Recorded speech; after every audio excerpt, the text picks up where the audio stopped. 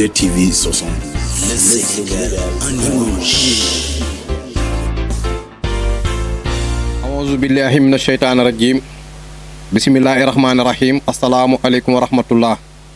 Mbokki jullit yi, mbokki taaliba yi, ñoo ngi leen di nuyu ci ndigalu Cheikh Mouhamadoul Mountakha ibnu Sëriñ Basiru xalif général des Mourides, ci kilifteefu Cheikh Mouhamadou Fadal mu Cheikh Ibrahima Mbacke mu Cheikh Ahmadou Bamba, ci kilifteefu Sëriñ Modou Mamoun Mbacke moom Sëriñ Falilou, ci kilifteefu Sëriñ Moustapha Abdoul Karam, ci kilifteefu Sëriñ Abdou Mbacke Mouhamadou Moutada, ci kilifteefu Sëriñ Dame Mbacke Khadim, ci kilifteefu Sëriñ Massamba Mbacke Khadim, ci kilifteefu Cheikh Bari Mbacke Khadim, ci kilifteefu Cheikh Abdou Lahad Mbacke Khadim, ci kilifteefu Sëriñ Abdou Khadar Mbacke Khadim, ci kilifteefu Sëriñ Saliou Mbacke Khadim. Di woo mbokku taalibe yëpp ci bis bi nga xamante ne Cheikh Mamor Mbacke Khadim moo koy taxawal at mu jot muy 16e édition.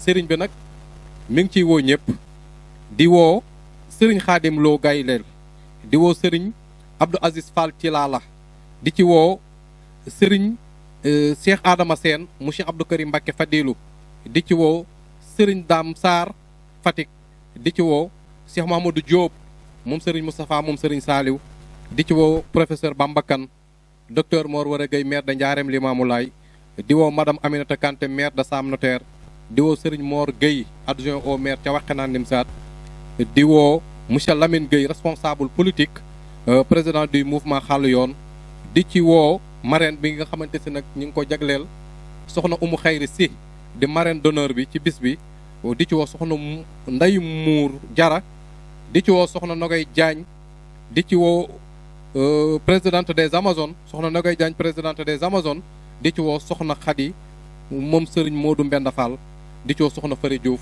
di woo fu lislaam nekk, di woo képp kuy wax ashadu an laa ilaha illallah ashadu anna muhammadan rasulullahi. Sëriñ Mamor Mbacke mi ngi lay woo ci bis boobu. jërëjëf Sëriñ Youssou Mbaye ni nga ko waxee noonu la mbokk yi, bés boobu nag yegsi na muy le 6 février jàppaleen ne muy itam jàppaleen le 6 googee ci la fas yéene jagleel ki nga xam ne mooy maam si xare ba Fall. waral na sëñ Mamor Mbacke nee na fu bay Fall nekk ci Géejawaay ak li ko wër, Ndakaaru ak li ko wër, mi ngi lay woo ci bés bi nga xam ne mooy le 6. waaye jàppale ne itam buñ ci jegee ba set yemoo ko le set googee nag jàppale ne sëñ Mamor nee na bu ñu xëyee ci suba si daañ def li nga xam ne mooy jàng alxuraanul karim ubbee ko bés bi, def li nga xam ne mooy consultation gratuite. waaye mbokk yi buñ ci noppee buñ xéwloo ba noppi nag ñu jëm ci li nga xam ne mooy animation jàng xasida jagleel ko bés bi. waaye itam jàpp nañu ne ginnaaw bi ñu julee tàkkusaan nag dalal gan ñi fas yéene dem ci li nga xam ne mooy cérémonie bi ak li nga xam ne mooy njàngum xasida gi. waaye am na exposition bu am solo boo xam ne tam dana ci am. waaye mbokk yi ma di leen yëgal ne cérémonie bu am solo boo xam ne